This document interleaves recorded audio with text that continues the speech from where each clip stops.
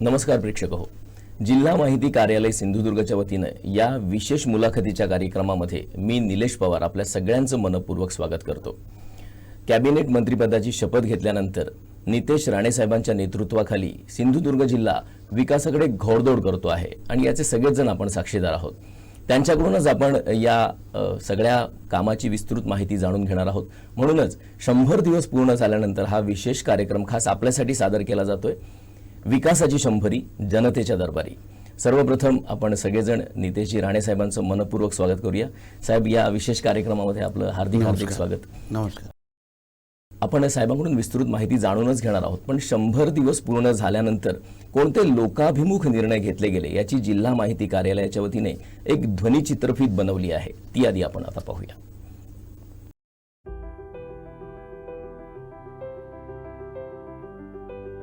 मी नितेश नीलम नारायण राणे ईश्वर शास्त्र शपथ घेतो की कायद्याद्वारे स्थापित झाले आहे अशा भारताच्या संविधानाबद्दल मी खरी श्रद्धा व निष्ठा बाळगीन. नितेश राणे यांनी मत्स्य व्यवसाय आणि बंदरे विकास विभागाच्या कॅबिनेट मंत्रिपदाची शपथ घेताच दिलेल्या जबाबदारीला न्याय देण्यासाठी अनेक लोकाभिमुख निर्णय घेतले. मत्स्य व्यवसायाला कृषीचा दर्जा मिळणं या ऐतिहासिक आणि क्रांतिकारी निर्णयाचे श्रेय देखील नितेश राणे यांचंच. राज्यासाठी काम करत असतानाच 18 जानेवारी 2025 रोजी त्यांच्याकडे सिंधुदुर्ग जिल्ह्याच्या पालकमंत्रीपदाची महत्त्वपूर्ण जबाबदारी आली आणि क्षणाचाही विलंब न करता ते जिल्ह्याच्या विकासाचा ध्यास घेत कामाला लागले. जिल्ह्याचा सुपुत्र पालकमंत्री झाला म्हणून सिंधुदुर्गवासियांनी देखील त्यांचे भरभरून स्वागत केले. जिल्ह्याच्या विकासाला आता अधिक गती मिळणार हा विश्वास जनतेमध्ये निर्माण झाला आहे. मुख्यमंत्री देवेंद्र फडणवीस यांच्या मार्गदर्शनाखाली पालकमंत्री म्हणून जिल्ह्याच्या सर्वांगीण विकासासाठी मी सदैव तत्पर आहे. माजी मुख्यमंत्री, माजी केंद्रीय मंत्री आणि विद्यमान खासदार श्रीयुत नारायण राणेसाहेब यांच्या स्वप्नातला सिंधुदुर्ग निर्माण करणे हे माझे ध्येय असल्याचेही ते म्हणाले. नागरिकांच्या आणि विशेषतः महिलांच्या सुरक्षेला प्रथम प्राधान्य. ड्रग्जमुक्त सिंधुदुर्ग जिल्हा, पर्यटनासह पायाभूत सुविधांमध्ये वाढ, सिंधुदुर्ग जिल्ह्याच्या दरडोई उत्पन्नामध्ये वाढ करणे अशा विकासात्मक बाबींना त्यांचे प्राधान्य आहे. जिल्ह्यात कृषी उत्पन्न बाजार समिती व्हावी हे खासदार नारायण राणे यांचं असणारं स्वप्न पालकमंत्र्यांनी प्रत्यक्षात उतरवलं आणि जिल्ह्यात नुकतंच मार्केट कमिटीचं भूमिपूजन पार पडलं. प्रगतिशील शेतकऱ्यांना अभ्यास दौऱ्यासाठी पालकमंत्र्यांनी बारामती येथील कृषक प्रदर्शनाला पाठवलं. पूरस्थिती निर्माण होऊ नये म्हणून गाळमुक्त नदी मोहीम राबवण्यात येत आहे. जिल्ह्यात प्राणी संग्रहालय निर्माण करण्यासाठी त्यांनी वनमंत्र्यांची भेट घेत त्यांना निवेदन दिलं. शासकीय वैद्यकीय महाविद्यालयास आवश्यक त्या सर्व सुविधा तातडीने मिळवण्यासाठी ते मंत्रालयीन स्तरावर पाठपुरावा देखील करत आहेत. फुलकिडीमुळे होत असलेल्या नुकसानाबाबतची परिस्थिती त्यांनी कृषी मंत्र्यांच्या निदर्शनाला आणून दिली आहे. पालकमंत्र्यांच्या पाठपुराव्यामुळेच प्रधानमंत्री आवास योजनेच्या उद्दिष्ट मंजुरी व हप्ता वितरण लक्षांश पूर्ततेमध्ये सिंधुदुर्ग जिल्हा राज्यात प्रथम स्थानी राहिला आहे. आदिवासी ठाकर समाजातील प्रत्येकाला जात वैधता प्रमाणपत्र मिळवून देण्यासाठी ते प्रयत्नशील आहेत.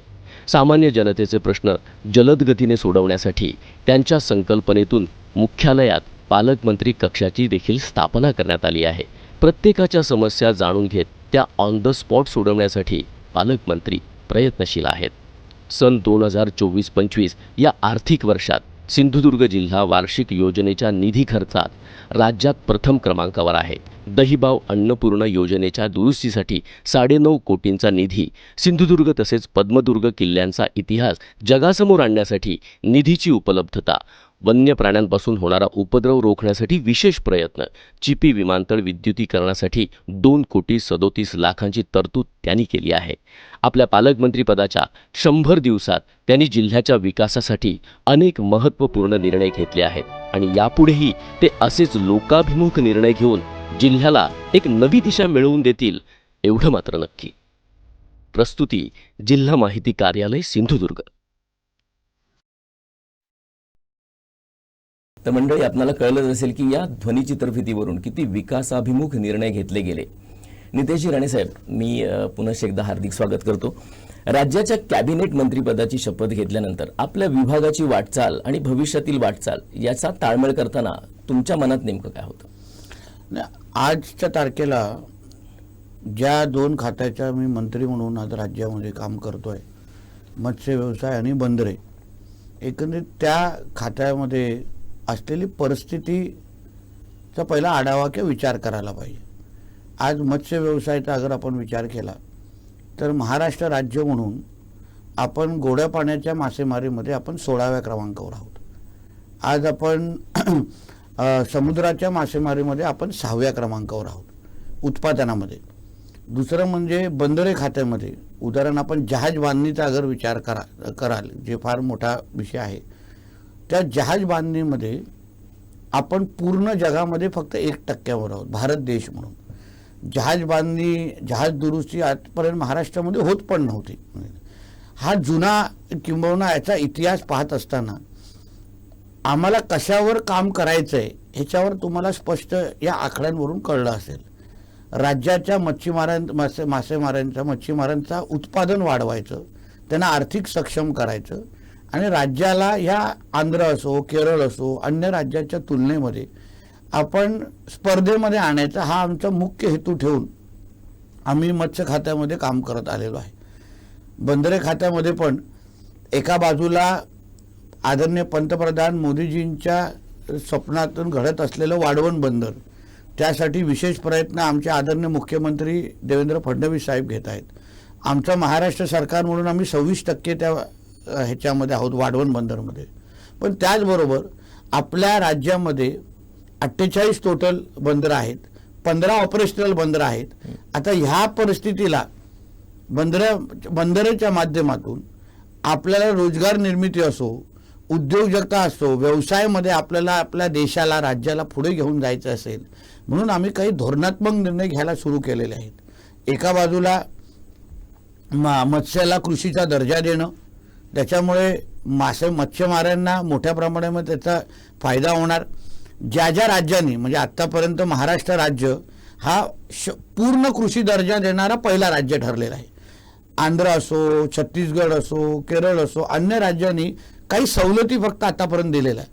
पण फक्त सवलती दिल्यानंतर पण मासेमारीचं उत्पादन त्यांचं 50, 80, 90% पर्यंत वाढलेलं आहे. छत्तीसगडमध्ये तर 160% वाढ झालेली आहे उत्पादनामध्ये, फक्त काही सवलती दिल्यात कृषीच्या. आपण तर 100% दर्जा दिलेला आहे. म्हणजे 100% दर्जा दिल्यामुळे त्या मच्छीमारांना, त्या क्षेत्रातल्या जे काही कष्टकरी आमचे मच्छीमार आहेत त्यांना एवढ्या मोठ्या उत्पादनामध्ये फायदा होणार आहे. त्यांना सवलती भेटणार आहे, करांमध्ये सवलती भेटणार आहे, सबसिडी भेटणार आहे, केंद्र आणि राज्याच्या योजनांची अंमलबजावणी होणार आहे. काही नुकसान भरपाई झालं तर शेतकऱ्यांच्या धर्तीवर आता त्यांना मदत मिळण्याचे दरवाजे उघडे झालेले आहेत. दुसऱ्या बाजूला आपण आपलं राज्याचं स्वतंत्र असं जहाज बांधणी आणि जहाज दुरुस्तीचं धोरण आणणारं आपलं महाराष्ट्र हे पहिलं राज्य आहे. त्याच्यामुळे मोठ्या प्रमाणामध्ये गुंतवणूक जहाज बांधणी ह्या क्षेत्रामध्ये आज आपल्या देशामध्ये होणार आहे, म्हणजे आपल्या महाराष्ट्रात होणार आहे. आपल्या ह्याच वेळीच्या अर्थसंकल्पामध्ये मोदीजींनी 25,000 कोटी मरीटाईम डेव्हलपमेंटसाठी तरतूद करून ठेवलेली आहे. जहाज बांधणी हा आमच्या मोदीजींच्या नजरेसमोर असलेला फार महत्त्वाचा आणि जिव्हाळ्याचा प्रश्न आहे. तोच धागा पकडून राज्याचे मुख्यमंत्री आमचे देवेंद्र फडणवीसजींनी आम्हाला आदेश दिले की आपण जहाज बांधणीमध्ये $5 ट्रिलियन इकॉनॉमी मोदीजींना बनवायचे. त्याच्यामध्ये महाराष्ट्र राज्य हे अग्रक्रमांकाचं राज्य असलं पाहिजे आणि त्याच्यामध्ये सर्वात मोठं योगदान हे बंदरे खात्याचं असलं पाहिजे. आणि म्हणून त्या चौकटीत ते नजरेसमोर ठेवून आम्ही ह्या दोन्ही माझ्या मंत्रालयाचं आम्ही कारभार पुढे घेऊन जातो आहोत. 100 दिवसाच्या या कार्यक्रमामध्ये जे आमच्या मुख्यमंत्र्यांनी ठरवून दिलेली पहिल्या 5 क्रमांकामध्ये जे खात्यांना एकंदरीत त्यांना सगळ्यांना मार्क दिलेले 100च्या अनुसार पहिल्या 5 मध्ये माझ्या बंदर खातं आलेलं आहे. म्हणजे मुख्यमंत्र्यांनी अपेक्षा ज्या ज्या आमच्याकडून व्यक्त करतायत, ज्या ज्या आम्हाला निर्देश देत आहेत, जिथे आम्हाला बंदराच्या माध्यमातून राज्य आणि देशाचा विकास करायचा आहे त्या मार्गावर चालण्याचं काम खात्याचा प्रमुख म्हणून मी माझ्या दोन्ही खात्याच्या सगळ्याच अधिकाऱ्यांच्या सहकार्याबरोबर मी पुढे जातोय. निश्चितच गौरवाची गोष्ट आहे.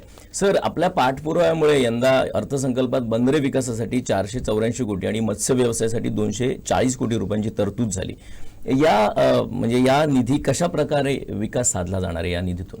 तुम्ही मला विचारलं तर ह्याच्यापेक्षाही जास्त निधी उपलब्ध करण्याचा माझा निर्धार आहे. शेवटी मी जेव्हा हे खातं हातात घेतलं तेव्हा काही अखर्चित निधीची बाब होती. ती निधी 100% आम्ही खर्च 31 मार्चपर्यंत करू शकलो नाही, म्हणून त्याचं प्रतिबिंब तुम्हाला ह्या नवीन वर्षामध्ये दिसत आहे.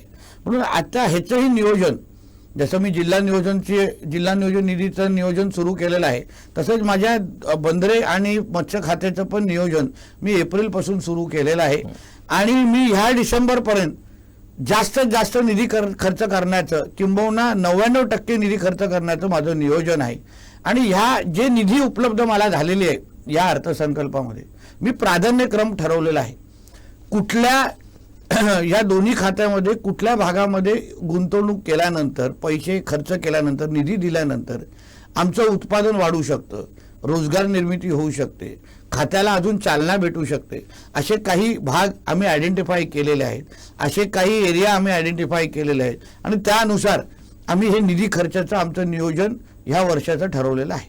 नक्कीच खूपच सुंदर नियोजन आहे. सर, आत्ताच मंत्रिमंडळाच्या बैठकीत जहाज बांधणी आणि पुनर्विलोकन याचा तुम्ही उल्लेख केलात, तर नेमका याचा राष्ट्रीय उत्पन्नात कशी वाढ होणार आहे आणि कोकणाला याचा काय विशेष फायदा होणार आहे? जो सुरुवातीला मी तुम्हाला सांगितलं, जहाज बांधणीमध्ये आज आपण जगाच्या पातळीवर फक्त 1% आहोत. म्हणजे चायना, जपान, साऊथ कोरिया हे पकडून जवळपास 85 ते 90% आहे.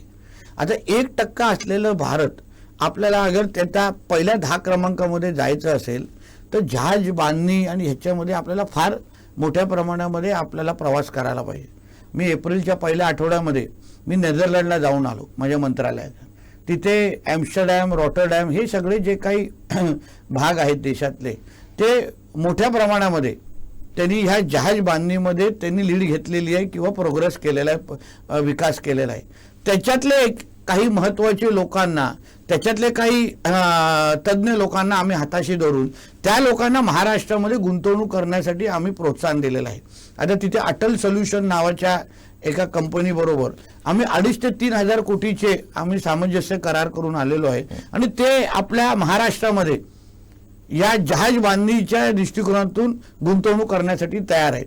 आता तुमचा दुसरा जो भाग प्रश्नाचा आहे की कोकणाला काय फायदा. जहाज बांधणीसाठी सर्वात महत्त्वाची गरज असते तर समुद्राची. आपल्याकडे 720 किलोमीटरची समुद्र किनारपट्टी आहे. आपल्याकडे रेडी बंदर 85-90% तयार आहे.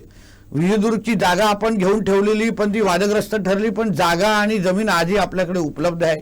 एक म्हणून जहाज बांधणीसाठी जे सोयीस्कर अशी जे जागा असेल तर त्याच्यामध्ये सिंधुदुर्ग जिल्ह्यातल्या काही भागांना आम्ही प्राधान्य देण्याचं ठरवलेलं आहे. एक दुसरं, जहाजाचा जो पुनर्बांधणी असो, पुनर्वापर असो, या सगळ्या गोष्टीसाठी रायगड असो, पालघर असो, ठाणा असो, हा भाग आम्ही चांगल्या पद्धतीने वापरू शकतो, कारण का ते मुंबईच्या पण जवळ आहे. आता जहाज अगर आपल्याला ब्रेक करायचे असेल, तोडायचे असेल तर अलंग गुजरातच्या शिवाय पर्यायच नाही. आणि मोठ्या प्रमाणामध्ये जहाज तोडणं, जहाज ब्रेकिंगला मोठ्या प्रमाणामध्ये मागणी आहे. पण आजच्या तारखेला अलंग गुजरात सोडून भारतामध्ये इन्फ्रास्ट्रक्चर तयार नाही. तर आम्हाला महाराष्ट्र म्हणून आम्हाला ह्याच्यामध्ये लीड घ्यायची आहे, आम्हाला ह्याच्यामध्ये अग्रेसर राहायचं आहे. त्यासाठी मुख्यमंत्री साहेबांनी आम्हाला काही निकष ठरवून दिलेले आहेत. आणि म्हणून समुद्र अगर त्याची पहिली मागणी असेल किंवा प्रमुख मागणी असेल तर कोकणाला ह्याचा थेट फायदा होणार आहे. एका जहाज बांधणीच्या प्रकल्पातून मी आपल्याला पवारजी सांगतो, थेट 1,00,000 रोजगार एका जहाज बांधणी प्रकल्पातून तयार होतो. 25 ते 30 हजार इनडायरेक्ट रोजगार तयार होतो. म्हणजे एक जहाज बांधणीच्या प्रकल्पामुळे मोठ्या प्रमाणामध्ये आपल्या इथे मुलं मुलींना नोकऱ्या भेटणार आहेत. आम्ही त्या धोरणामध्ये जहाज बांधणीचं धोरण जे राज्यासाठी तयार केलेलं आहे, तुम्ही त्याचं विस्तृत अगर त्याची माहिती घेतली तर मुलांना कौशल्य विकासाच्या अंतर्गत आम्ही ट्रेनिंग देण्याचं पण धोरणामध्ये नमूद केलेलं आहे. इंटर्नशिप ज्याच्यामुळे आपली मुलं बाहेरच्या देशामध्ये, उदाहरण आपली मुलं रॉटरडॅमला आम्ही त्यांना पाठवणार. 6 महिने ते लोकांनी जहाज बांधणीच्या कंपनीमध्ये काम करावं, शिकावं, अनुभव घ्यायचा, परत यायचं आणि इथे नोकरी करायची. ही तरतूद किंवा ह्याचा उल्लेख आम्ही आमच्या धोरणामध्ये केलेला आहे जहाज बांधणीचा. म्हणजे आम्ही फक्त जहाज बांधणीपर्यंत न थांबता आमच्याकडे असलेल्या तरुण तरुणीचं जे काही आमच्याकडे वरदान आहे त्यांना कौशल्य विकासाच्या माध्यमातून तयार करून जेव्हा त्या नोकऱ्या उपलब्ध राहतील तेव्हा त्यांना महाराष्ट्रातल्याच आपल्या मुलांना प्राधान्य दिलं जाईल अशा पद्धतीची सगळी तयारी आम्ही लोकांनी केलेली आहे. नक्कीच. त्यामुळे दरडोई उत्पन्नामध्ये सुद्धा प्रामुख्याने वाढ होणारच आहे. अतिशय महत्त्वाचा मुद्दा येतो साहेब की सागरी सुरक्षा आणि अवैध मासेमारी आणि हा भेडसावणारी समस्या आहे ती गेली काही वर्ष आपण बघत होतो. आता या बाबतीत तुम्ही उपाययोजना करताना आम्ही ड्रोनचा वापर करणार आहोत अशी घोषणा केली. नेमकं या प्रणालीविषयी आम्हाला सगळ्यांना सांगा. सागरी सुरक्षता आणि उत्पादन आणि विकास ह्यावर आमच्या 2 बिंदूंवर आमचं सरकार आमचं मंत्रालय काम करत आहे. एका बाजूला तुमच्याशी विकासाची चर्चा किंवा माहिती दिल्यानंतर सागरी सुरक्षता या दृष्टिकोनातून 9 जानेवारीला आम्ही ह्या आपल्या किनारपट्टीवर 9 ड्रोन आम्ही सुरू केलेले आहेत मत्स्य खात्याचा कंट्रोल रूम आमच्या फिशरीज कमिशनर आहेत मेकर टावरमध्ये बसतात तिथे आमचं कंट्रोल रूम आजही सुरू आहे. तिथे तुम्ही कधीही जाऊन बघू शकता. त्याच्यामुळे काय झालं ड्रोनच्या सुरक्षतेमुळे आम्हाला किनारपट्टीवर कुठल्याही पद्धतीच्या अवैध पद्धतीने अगर कोणी ट्रॉलर घुसवत आहे पारंपरिक मच्छीमारांच्या हक्काचं मच्छी घेत असेल तर आम्हाला लगेच त्याची माहिती उपलब्ध होते. फोटो सकट व्हिडिओ सकट त्याच्या बोटीचा नंबर सकट त्यांनी कुठल्या रंगाचं शर्ट घातलंय तेवढे डिटेल माहिती आम्हा लोकांना मिळायला सुरू झालेली आहे. आणि त्याच्यामुळे असंख्य मोठ्या कारवाया जे तुमच्याच माध्यमातून असंख्य वेळी लोकांच्या समोर येतात मोठ्या प्रमाणामध्ये कारवाया त्या अवैध मासेमाऱ्यांवर सुरू केलेल्या आहेत. पण मी अजूनपर्यंत समाधानी नाही कारण का गस्ती नौकाची ऑर्डर आमच्या खात्याने दिलेली आहे. 10 ते 15 गस्ती नौका ज्या स्टीलच्या असतील आधुनिक असतील. आता आपल्याकडे लाकडी होत्या लाकडी बोटी आणि लाकडाच्या गस्ती नौकातून आपण कोणालाच पकडू शकत नव्हतो. पण आता जेव्हा स्टीलच्या किंवा आधुनिक जेव्हा गस्ती नौका आपल्याला उपलब्ध राहतील तेव्हा मला विश्वास आहे जो किनारपट्टी जी आपल्याला सुरक्षित ठेवायची आहे मग त्याच्यामध्ये अंमली पदार्थ असो अवैध मासेमारी असो ड्रग्ज असो स्मगलिंग असो सगळ्या पद्धतीचा व्यवहार आतापर्यंत त्या किनारपट्टीवर होत होता. बीफचा व्यवहार असो सगळंच होतं. आता ह्याला आळा आणण्यासाठी आता आम्ही एवढं सज्ज राहिलेलो आहे की आमच्या किनारपट्टीवर चुकून पण कोण आला आता हल्लीमध्ये तुम्ही झालेल्या कारवाया बघा चुकून पण कोण आला तर परत जाण्याचे सगळे दरवाजे आम्ही बंद करतो. कोणाचेही किती मोठ्या माणसाचा फोन आला मी त्यांना सांगतो की आमच्या राज्याचं हे धोरण नाही. आत्ता पण जेव्हा मी केंद्रीय मत्स्य खात्याच्या मंत्र्यांबरोबर माझी बैठक मुंबईला होती त्यांच्या समोर मी भाषणामध्ये बोललेलो आहे की LED फिशिंग आणि अवैध मासेमारी हे आमच्या राज्यामध्ये आम्ही खपून घेणार नाही.